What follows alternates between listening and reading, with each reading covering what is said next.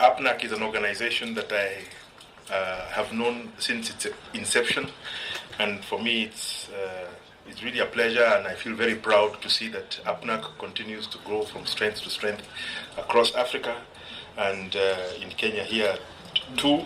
And congratulations, Honorable Shakil, on this initiative of the biometric system for MPs.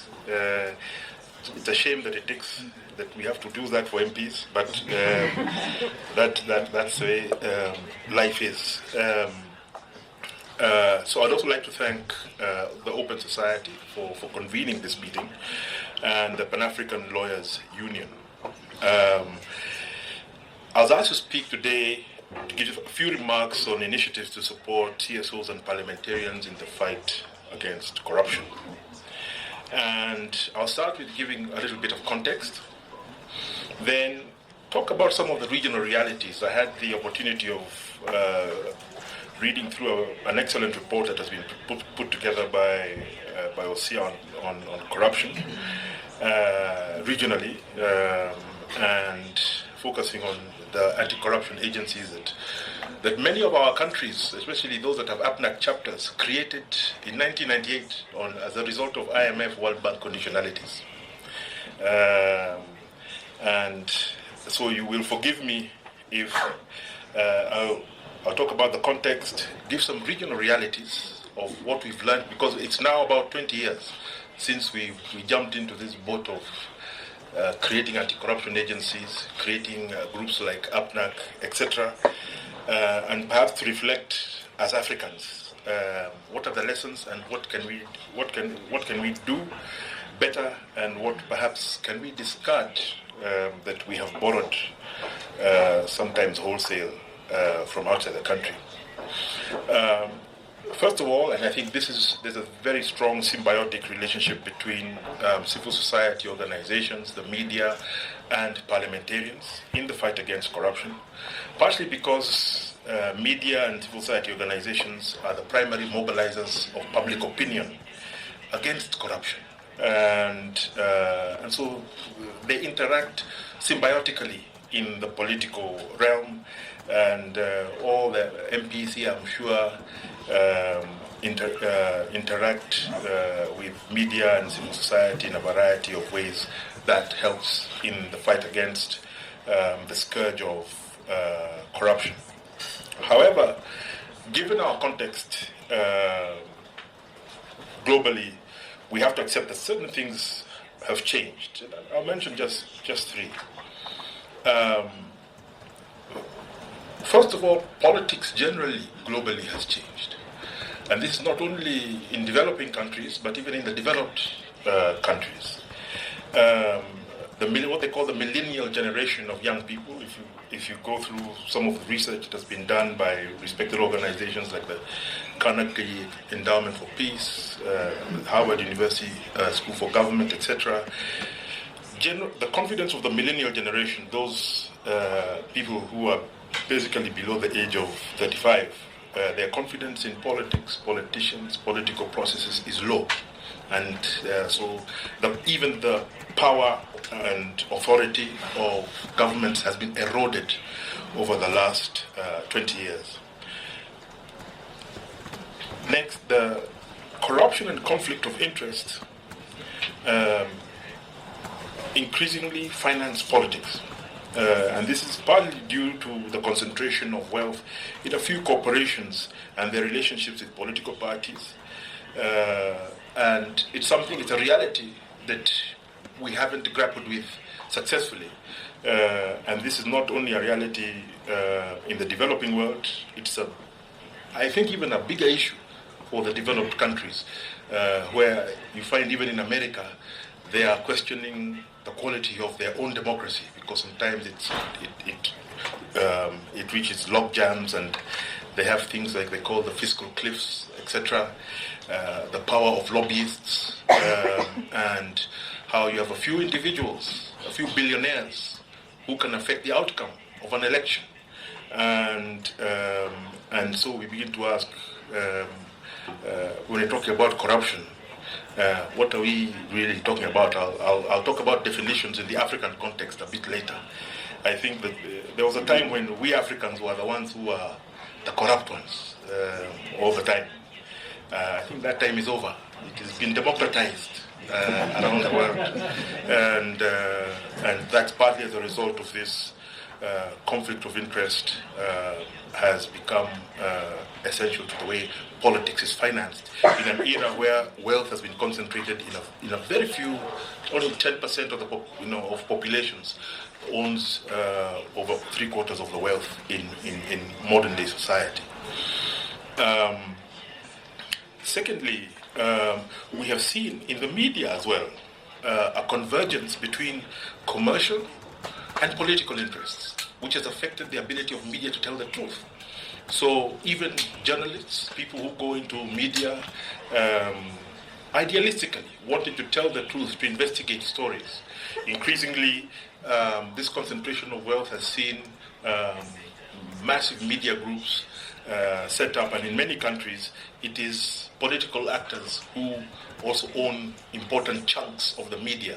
And this also makes it very difficult for independent politicians to function because your reputation can be ripped to shreds as a result of a campaign run against you in media that has emerged out of this convergence between commercial and political interests. Thirdly, the space for civil society organizations to function is shrinking around the world. Civil society organizations are having a difficult time all over the world. This is not only if people talk about it as a phenomenon in the developing world, but even in the West, anti-terrorism legislation and the like is making life a bit more difficult for civil society organizations to mobilize resources, to lobby politicians and politics, to engage in political activity, not to become partisan, but to engage in political activity. Because when you're lobbying, maybe you're lobbying with regard to the environment, with regard to issues like smoking, FGM. These become political.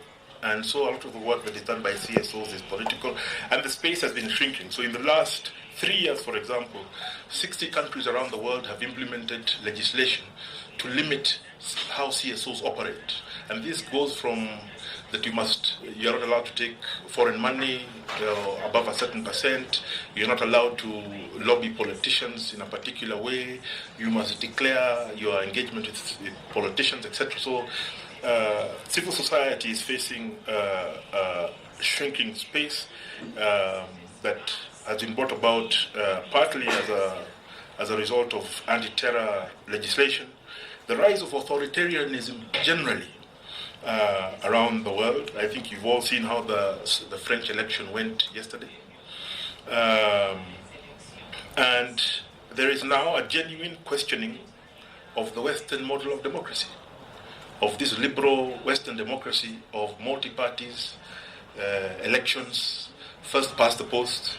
It is now being contested in a robust way, because there's Chinese model, there are other, and also in some places this model has led to violence and divisions in our societies, and so perhaps it forces us to what President Obama asked of us. Perhaps we have a failure of imagination on our part, that we have taken templates from another part of the world, which is good, because I think Africans believe and support democracy and freedom, but we need to massage it to fit our own culture, traditions, and processes. As I said, this model is being questioned more and more.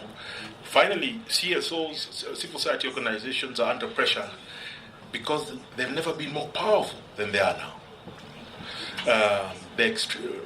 Partly as a result of information technology, they are extremely well networked, far better networked than many governments in terms of their ability to exchange information, to rapidly convert that information into analysis, and that analysis into policy propositions. And civil society organizations are able to move extremely quickly. So you find that, like the recent meeting on the environment in Paris, it's the civil society, people coming in with all the radical ideas, and government is having to respond to them.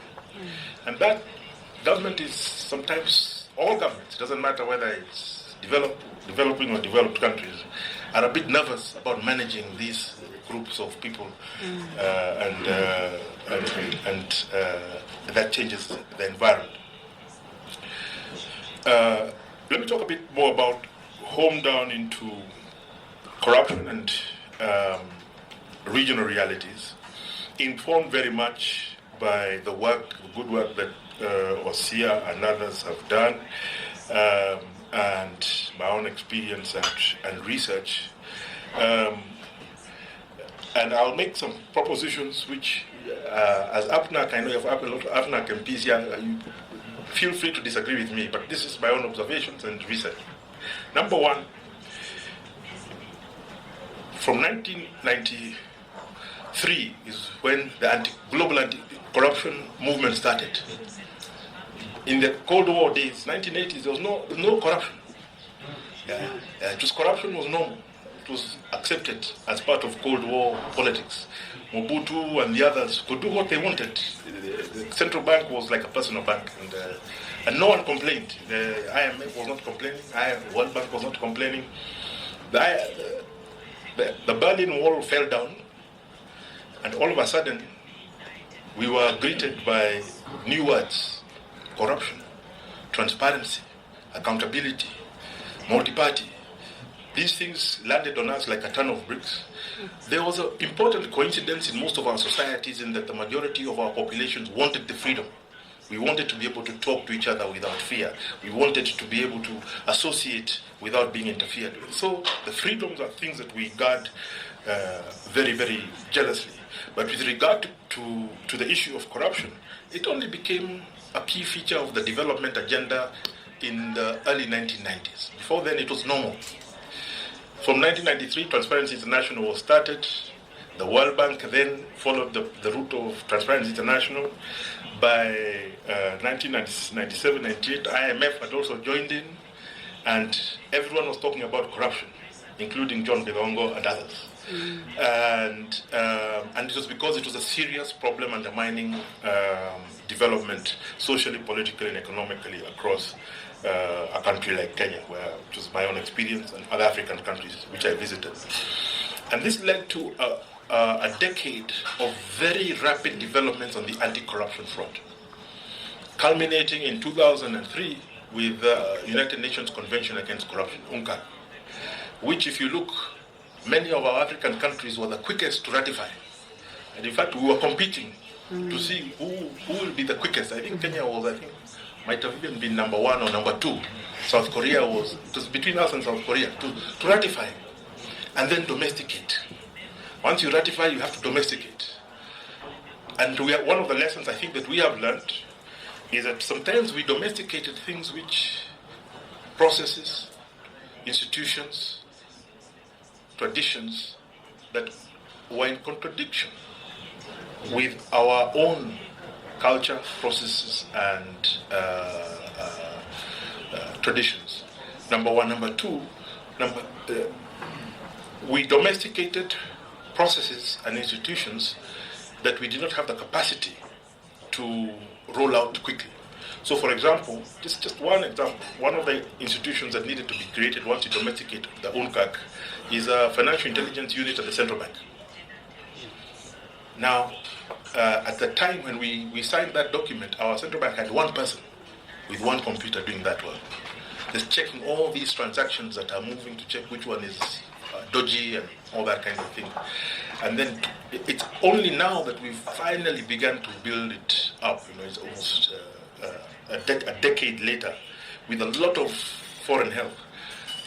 Then how do we ask much smaller countries with far more pressing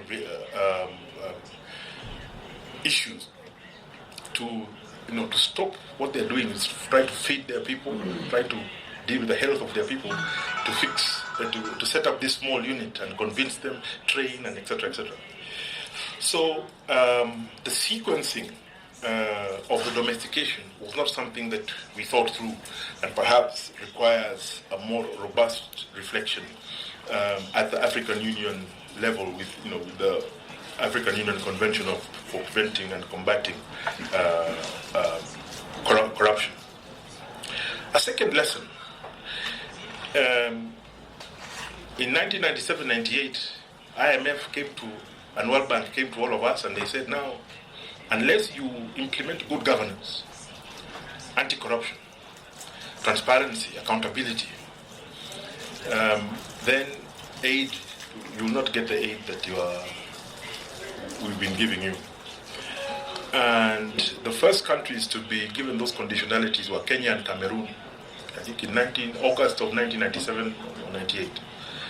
And actually, what was then an enhanced structural adjustment facility loan was stopped. And all of a sudden, we had to scramble and create an anti-corruption agency. Now I think we have about 22. I'm not sure. I think Samuel Kimego of Transparency International is here. He would know better how many we have.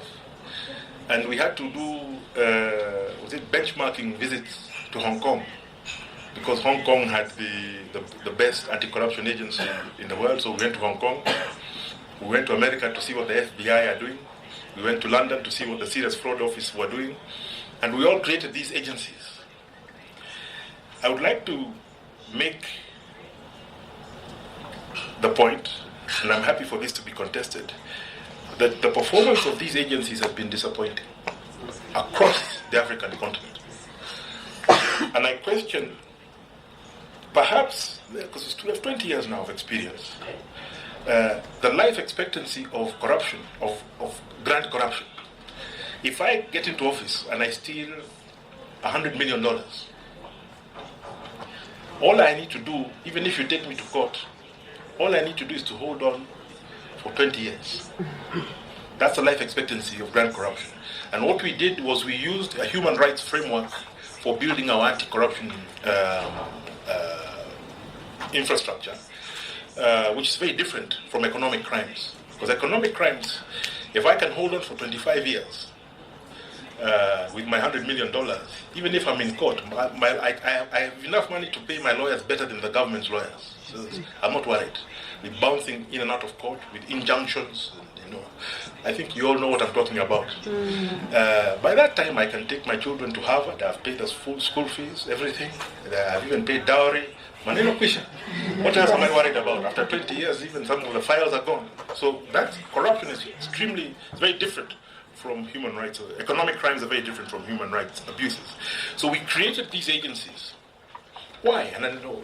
And by the way, I was a very big advocate of this in the 90s, of setting up these specialized anti-corruption agencies. We even wanted to give them prosecution power so that we could hit corruption very hard, very quickly. I'm now forced to the conclusion we made a mistake. And I say this because why weren't we prosecuting corruption before? Yet we had anti-corruption laws, we had police, we had attorney general, we had all the organs to do it. It's because the will was not there. So we decided to build an institution that goes around the problem. But the problem was still sitting there at the heart of government. And let's face it, we come from African countries. In Africa, power resides in a small space. The Office of the President, Treasury, security, and usually security is put under the Office of the President. Finished. Ministry of Culture is not part of the game. Ministry of Planning is not part of the game. Not part of when a decision regarding a power decision needs to be made quickly, it's made in a small space in Africa.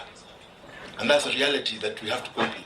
And then we create this agency with a nice office, with a lot of donor funding, nice cars, nice salaries, and put it out there. It's always far away. And we tell it's like a small dog. You chase them. Now your job is to fight all the crooks who come into this house. It's barking, guarding the fence. Yet the crooks are already inside the house. They are living inside. So we created institutions that have become institutional orphans. And perhaps what you should be thinking of doing is bringing them into the center of power. Because right now they are struggling from the outside, writing letters to the Ministry of Finance. Can you forward us a following document? We'll think about it. Next week you might get it. I'm making the point that the infrastructure that we have is perhaps not fit for purpose for us as African developing countries, given our own culture and traditions and the reality of where power resides, regardless of the constitutional changes and all that. I think it's good to be realistic about these things. And if we want to really make the fight effective, you want it to be located at the heart of power. So as I said, we created these institutional orphans that can be ignored, that are resented by the rest of government, usually because they're better paid, they have donor funding, etc. So, there's also that resentment. The third point I wanted to make is that you have the rule of law, constitutions, conventions, statutes, but then you also have traditions, processes, and culture that is extremely important and that needs to be taken more into account when developing frameworks for fighting corruption, so that we can create social stigma around corruption. Because right now there is no social stigma around the issue of corruption, and it's something which has disturbed me very much. So, because if you steal a lot of money and you're taken to court, the best way to protect yourself is to be elected to parliament. You go straight to parliament. And let's be frank about it. That is the best inoculation. When you're in trouble, get elected, and you have the money to do the campaigning and all that. And so we ask, and then foreigners ask, how come these Africans are always electing corrupt people? There's something wrong with these Africans. And I say no, actually. And this was for me brought home by an elder from the Nuer community in South Sudan. I was traveling in South Sudan. And he told me, in our African languages, there is no word for corruption. There is no word. By my vernacular, I come from a Kikuyu community, there is no word for corruption. It's not there. You look for it, you cannot find it. There is a word for a thief. And this Nuer gentleman said, I cannot allow my daughter to be married by the family of a thief. So I asked him, what about this man who has come from Juba and he has come with a lot of money and he's being accused of corruption? He says, that one has played with papers in Juba and he has come back and he is generous. And generosity is a quality that is much valued in our culture. Yeah. If somebody tells you there's somebody sick or somebody who has died or there's a wedding or a funeral, you immediately, that is something you must, in our culture, you must respond to. This is not Europe where a person goes for a funeral, there are only two people standing there. I've seen in Ghana, in fact, they build beautiful coffins which look like many things. So that's our culture. And so I started interrogating this a bit more. And I started looking at some of the countries which in Africa perform very well in anti-corruption. Botswana, Lesotho. And I found that in Lesotho they have a word, bobodu. I said, okay, what is bobodu? It's spelled bobolu, but it's bobodu. It means that spoiled thing. Spoiled, rotten thing. And if you are a civil servant or politician and you are called bobodu, then you are there's a stigma to you. You have difficulty going to church. You have difficulty interacting socially. You have difficulty marrying off your daughter. I found this very interesting, that in this society they've been able to domesticate corruption, they don't call it corruption. They say bobodu. And when somebody is called that, they take great offense and great effort to clear their name. But if you call somebody corrupt, that's fine. Walk around. So I think, for us, a great exploration across the continent of these kind of issues that are important, that create traditions, processes, and culture that introduces social stigma for quote-unquote corruption. And perhaps we should stop calling it corruption all the time. It is theft. These are thieves, it's public money, it's a thief. Corruption is a bit academic. But a thief is like somebody who has taken my goat. I understand that person. And if you look in many of our cultures, the crimes against property were punished more harshly than crimes against person. If two men fought over a woman and even broke a hand, those two men would be brought, sat down, a discussion would be had, the elders would agree, and it would be finished. But if I went and I stole went into the house and I stole their goods, the punishment is terrible. I can even be sent away, the worst. You become taboo. Go away, never come back. You lose your tribe. Oh my God, I'm finished. I have no one. So, I place that before you. Finally, the heart of corruption, the heart of corruption has been caused by this contradiction that I've just described to you, and how it manifests itself most aggressively is in conflict of interest. That is the thing we have the greatest difficulty dealing with, of people in public office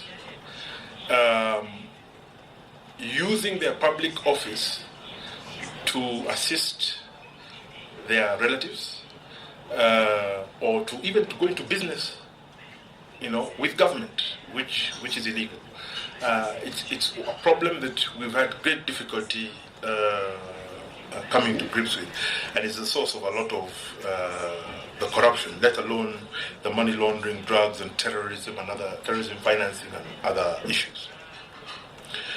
Let me finish by just making five suggestions, again born out of sort of my own experience and research, to this situation where our current anti-corruption model, which we started building in 1998, is in failure. Because if you're not prosecuting grand corruption after 25 years, then that is tantamount to a de facto amnesty. If I stole that money 25 years ago, $1 billion from the Kenya government, Uganda government, whoever, and I have survived 25 years, I'm home free. Let's face it, it's a truth. You don't have, I'm seeing even in South America, though they're coming back for some very old men in the 90s, but that's for human rights abuses, and they're being prosecuted. But it is rare. So we need to change it into a system that acts a lot faster.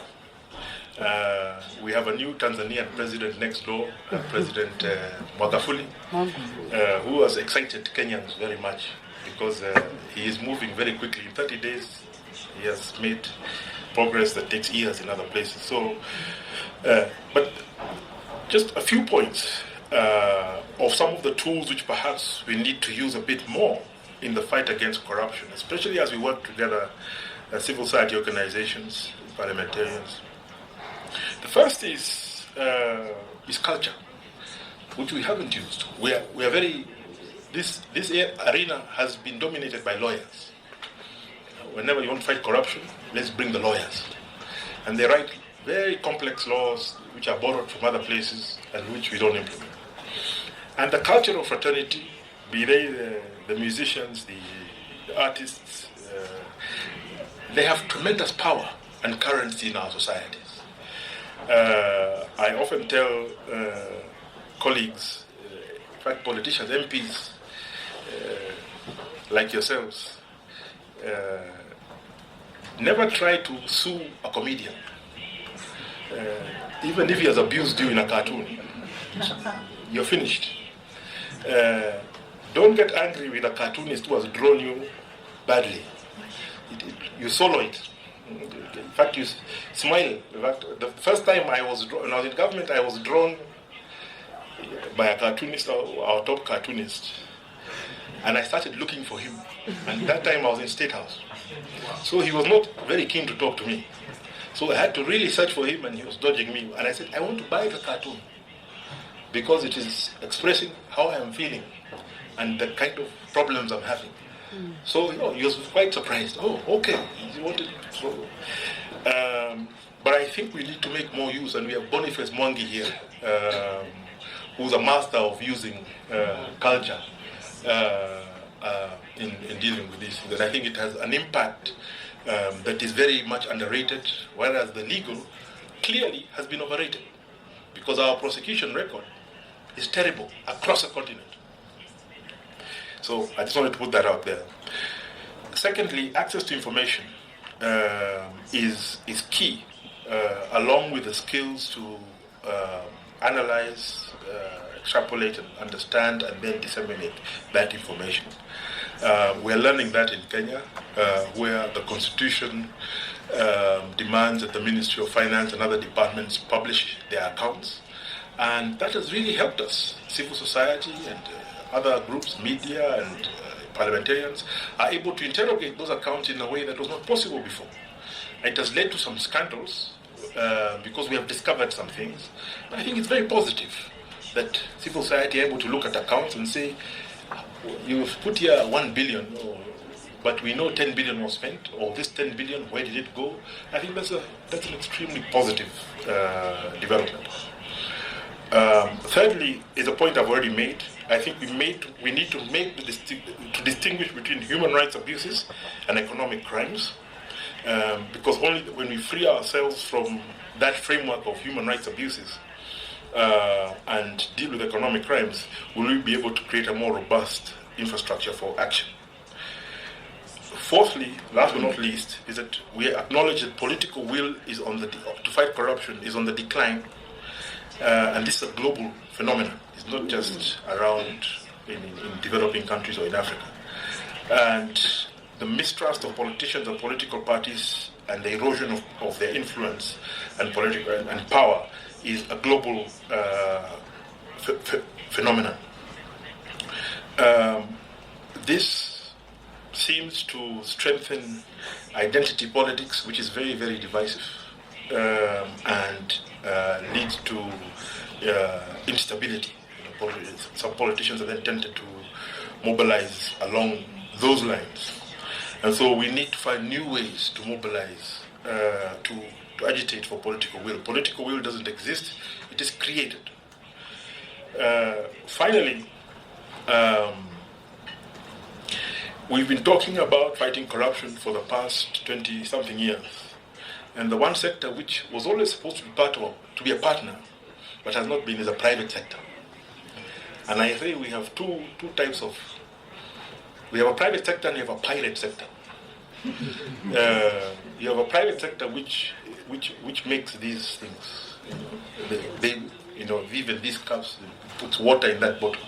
And you have a pirate sector who have commodified relationships, especially with politicians. So there's somebody who comes to this APNAC meeting and says, I have met, Mayor Shabir there, Honorable Maura was there, I know them and I have spoken to them, and there's somebody who's trading on that. And then you find in 3 months' time somebody has taken an overdraft and somehow your name comes in. You extrapolate that at the global level in this age where the services sector, in terms of banking, the legal fraternity, etc., has become such an important revenue earner, especially for developed countries. And then we have a big problem. And we need to also begin to focus a lot more energy and attention on the private sector. For a long time, they have kept quiet in the fight against corruption because they don't tell us, but all they care about is the consistency and consistency and predictability of the bribes. If I'm going into country X, I don't want to mention any country. I want to know, I want to do this business. Who do I pay? How much? For how long? And if it is consistent and predictable, it's okay. It's a tax. I can put it into my business plan. But if I pay $100,000 to the minister this month, and 6 months later somebody else comes for $50,000, then I say this country is very corrupt. That's when they complain about corruption. In this era of a increasingly powerful service sector, I said, whether it's a banking fraternity, which has accumulated tremendous power, then supported by the legal fraternity and the other professionals, and then the use of debt, the selling of debt to developing countries, using very complex instruments that are difficult to understand. This has become an issue that we need to address very quickly, because some of our countries are struggling with the effects of this engagement. So hopefully, and I'm sure APNAC has got both the history and the reach and the gravitas to bring the private sector into the room. Private sector usually likes talking to the executive only, but they need to talk to this kind of group as well, because they have become key drivers of corruption. We usually like blaming politicians, but some of the key drivers of corruption in this day and age are the professionals and the pirate sector. I shall end there and say thank you very much for listening to me, and I apologize once again for coming late.